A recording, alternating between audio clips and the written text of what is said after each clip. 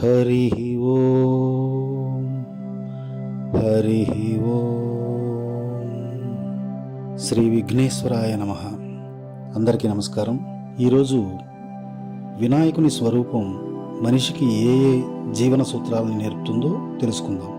ముందుగా అసలు గణపతి ఎలా ఆవిర్భవించాడో ఆ కథలు ఏమిటో తెలుసుకుందాం. మొదటిది, ఒకసారి పార్వతీదేవి తన దేహం మీది నలుగుపిండితో ఒక బాలుడి బొమ్మ తయారు చేసి దానికి ప్రాణం పోసి తన గృహానికి కాపలా కాయమని ఆజ్ఞాపించిందట. త్రిపురాసుర సంహారం చేసి వచ్చిన శివుడు ఇంట్లోకి రాబోతుండగా ఆ బాలుడు ఆయన్ని ఇంట్లోకి పోకుండా అడ్డగించాడు. అప్పుడు శివుడు కోపంతో అతడి తలని త్రెంచివేశాడు. తన కుమారుడి దుస్థితికి పార్వతీదేవి దుఃఖంలో మునిగిపోయింది. ఆమె దుఃఖాన్ని పోగొట్టడానికి శివుడు ఒక ఏనుగు తలని ఆ దేహానికి అతికించి ప్రాణం పోశాడు. తన పొరపాటుని సవరించుకోవడం కోసం ఆ బాలుణ్ణి శివుడు తన గణాలన్నిటికీ నాయకుడిగా నియమించాడు. అతడే గణపతి అయ్యాడు. రెండో కథ, దేవతలు తమ కార్యకలాపాలకి కలిగే విఘ్నాలను తొలగించి వాటిని విజయవంతం చేసి పెట్టే ఒక దేవత కావాలని పరమశివుణ్ణి అర్థించినప్పుడు ఆయనే స్వయంగా పార్వతీ గర్భాన్న గజాననుడుగా జన్మించాడు. అతడే గజాననుడు. ఇక మూడోది, ఒకసారి పార్వతీదేవి తన ఒంటికి రాసుకున్న లేపనంతో ఏనుగు తలగల బాలుడి బొమ్మను తయారు చేసి దానిని గంగానదిలో విడిచిపెట్టిందట. ఆ మరుక్షణమే ఆ బొమ్మ సజీవమైంది. గంగాదేవి ఆ బాలుడి రక్షకురాలైందట. ఆ విధంగా గంగాదేవి, పార్వతీదేవి వీరిద్దరూ ఆ బాలుణ్ణి తమ బిడ్డగా భావించి పెంచి పెద్ద చేశారు. ఈ కారణంగా ఆ బాలుడికి ద్వైమాతురుడు అనే పేరొచ్చింది. అంటే ఇద్దరు తల్లులు గలవాడు అని అర్థం. అతడే ద్వైమాతురుడు. తరువాత నాలుగో కథ, ఒకసారి ఒక బాలుడు ఆకాశతత్వానికి ప్రాతినిధ్యం వహించే శివుని ముఖ కవళికల నుంచి ఉద్భవించాడు. 14 లోకాల్ని సమ్మోహపరిచే అతడి శోభని చూసి లోక కళ్యాణం కోసం పార్వతీదేవి అతన్ని శపించడంతో ఏనుగు తల, పెద్ద పొట్ట కలవాడయ్యాడు. ఆ వికార రూపం వల్ల అతడికి వికారుడు అనే పేరొచ్చింది. ఆశే మనిషికి ఆయుపట్టు. ఈ ఆశావాదం లేకపోతే మానవ ప్రగతి సాధ్యం కాదు.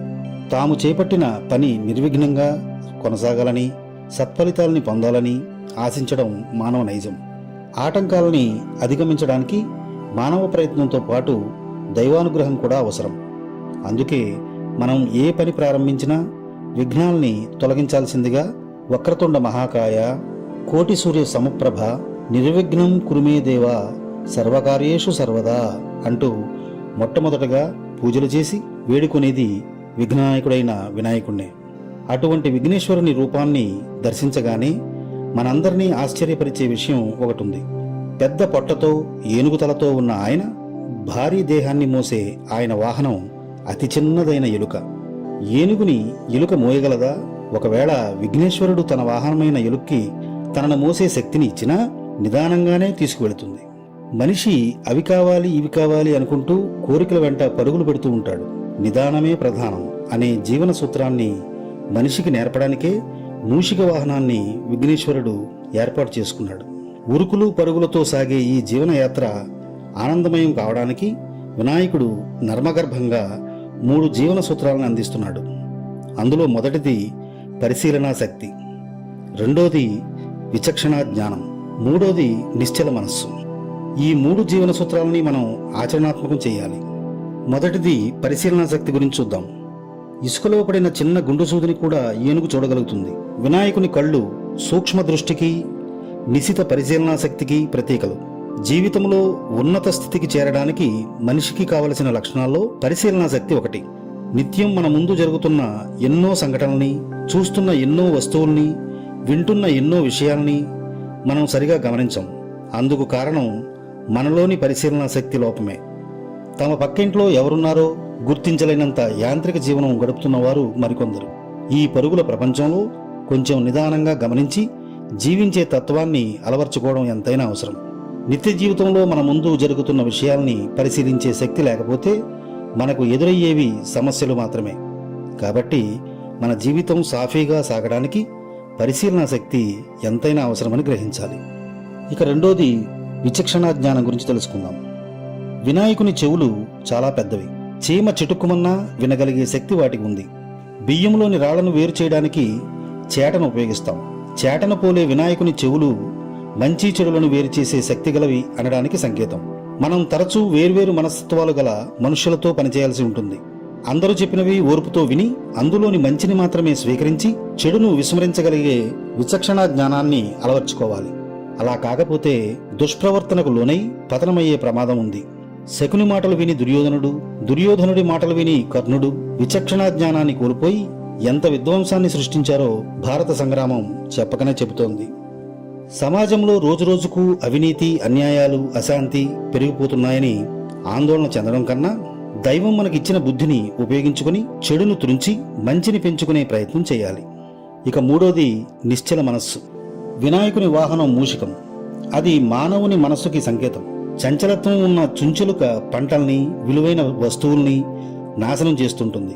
అలాంటి దుష్ట స్వభావం ఉన్న ఎలుకను అణిచివేసినట్లు మనిషి చపల చిత్తాన్ని అదుపు చేసి సద్వర్తనులుగా తీర్చిదిద్దేవాడు సిద్ధి వినాయకుడు. నిశిత పరిశీలనా శక్తి, విచక్షణా జ్ఞానం ఈ రెండింటినీ సాధించడానికి నిశ్చలమైన మనస్సు అవసరం. గణపతి జ్ఞాననిధి. అందుకే వ్యాస భగవానుడు మహాభారత గ్రంథాన్ని వ్రాయడానికి వినాయకుడి సహాయాన్ని అర్థించాడు. మనసు మన అధీనంలో లేకపోతే ఏ పనిలోనూ నైపుణ్యతను సాధించలేం. కాబట్టి కార్యసిద్ధి కరతలామలకం కావాలంటే మనోనిగ్రహం చాలా ముఖ్యం. మనసశ్చ ఇంద్రియాణాంచ హైకాగ్ర్యం పరమం తపః. ఈ ఆకర్షణల యుగంలో మనసు పరిపరి విధాల పరుగులు తీస్తుంది.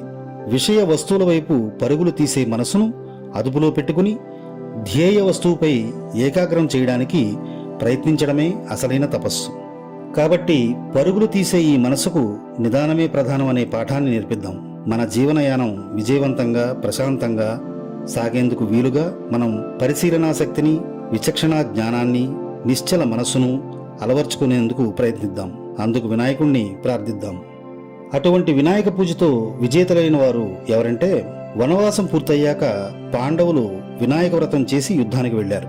వృత్రాసురుణ్ణి చంపినప్పుడు దేవేంద్రుడు, బలిచక్రవర్తిని అణచడానికి వెళ్లేటప్పుడు వామనుడు, త్రిపురాసుర సంహారమప్పుడు పరమేశ్వరుడు, మహిషాసురుణ్ణి వధించడానికి ముందు దుర్గాదేవి, రావణ సంహారానికి ముందు శ్రీరాముడు, గంగను భూలోకానికి తీసుకురావడానికి ముందు భగీరథుడు వినాయకుడిని పూజించి విజయం సాధించారు. ఇంకా మనం తినేటప్పుడు ఏది పడితే తినం. మనకిష్టమైన వాటిని, మంచి ఆహారాన్ని, శక్తినిచ్చే వాటిని తినాలని కోరుకుంటాం. ధరించేటప్పుడు కూడా మనకిష్టమైన వాటిని, అందాన్నిచ్చే వాటిని ధరించాలని కోరుకుంటాం. కానీ వినాయకుడికి పూజ చేసేటప్పుడు మాత్రం అంతటి వినాయకుణ్ణి ఎంతో ఆదరంగా ఆహ్వానించి సర్వ ఉపచారాలు చేసి మధురమైన నైవేద్యం పెట్టి కూడా ముఖ్యమైన పత్రి పూజ విషయంలో మాత్రం మనం ఇష్టం వచ్చినట్లు చేస్తున్నాం. ఆయనకి ఇష్టమైన 21 రకాల పత్రులు లేదా 11 రకాల పత్రులు కాకుండా బజార్లో ఏది అమ్మితే అది పత్రిగా గణపతికి పెట్టేస్తున్నాం.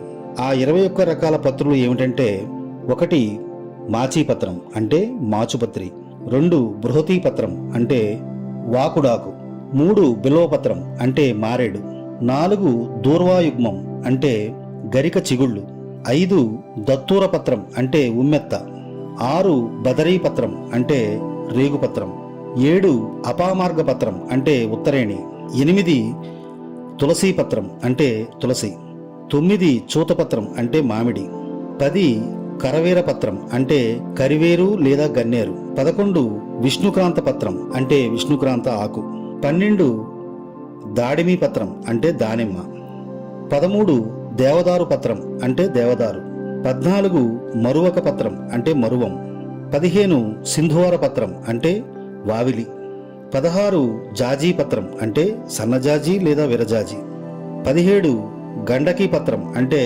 దేవకాంచనం, 18 సమీపత్రం అంటే జమ్మి ఆకు, 19 అశ్వత్థపత్రం అంటే రావి ఆకు, 20 అర్జునపత్రం అంటే తెల్ల మద్ది ఆకు, 21 అర్కపత్రం అంటే తెల్ల జిల్లేడు ఆకు. ఈ 21 పత్రాల్లో కనీసం 11 పత్రాలతో పూజించే ప్రయత్నం చేయాలి. కాబట్టి భక్తి శ్రద్ధలతో మట్టితో చేసిన వినాయకుణ్ణి ఆయనకిష్టమైన పత్రాలతో పూజించి మంచి ఫలితాలని పొందాలని కోరుకుంటూ హరి ఓం హరి ఓం.